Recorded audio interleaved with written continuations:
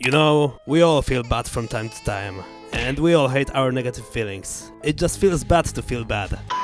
But funnily enough, your negative emotions are the things that improve you the most as a person. Let me explain. Every time you feel an uncomfortable emotion, such as stress, anger, disappointment, hatred, or whatever, it's an occasion for you to grow your emotional intelligence. To be honest, I am quite an emotional person, but for a big part of my life I was trying to pretend that I'm not.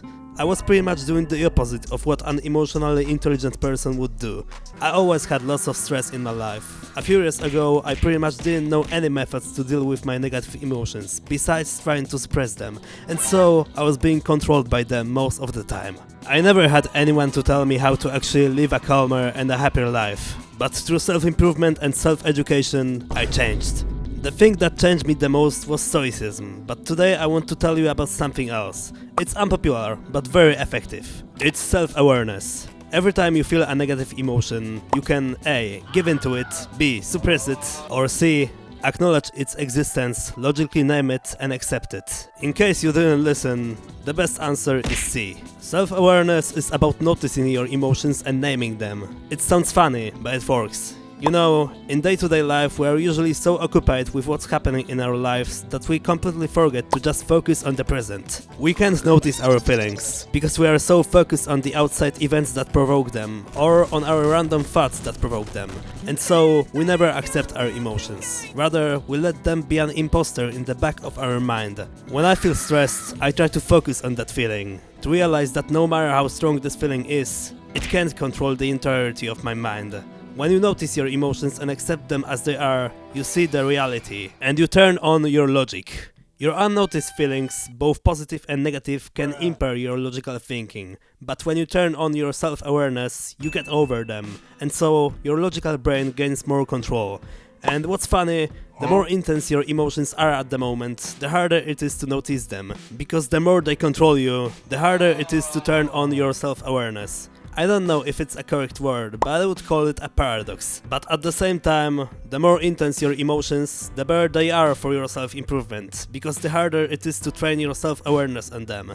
We can train our emotions, and the more intense they are, the greater the challenge. Like with weights in the gym, the heavier the weight, the stronger we become. And you know how it works, our toughest challenges improve us the most. Of course, I by no means am an expert. My knowledge comes from books, personal experience and my own logic, so I'm only an amateur. I was struggling with my emotions a lot in life, and although I still am not perfect, I think I can help you boost your emotional intelligence if you feel like you need help.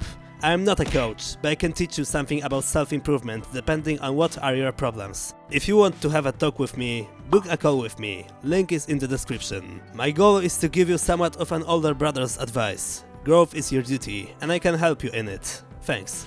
And in the topic of your emotions, in order to help you name them, you can use emotion wheels that you can find on the internet. And to boost self-awareness, mindfulness meditation can help greatly, but you probably already knew that.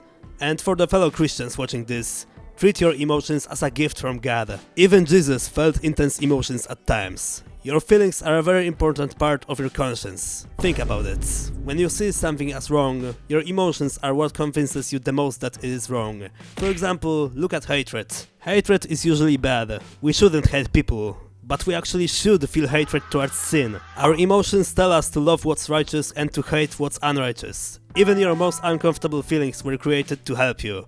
We need to fear turning our backs on God. We need to regret our sins. We need to feel sorrow at times. God had reasons to make us emotional beings. Instead of viewing emotions as something bad, you should use them as tools to help you be a better Christian. That's it for today. Thanks for your time. Growth is our duty. Bye.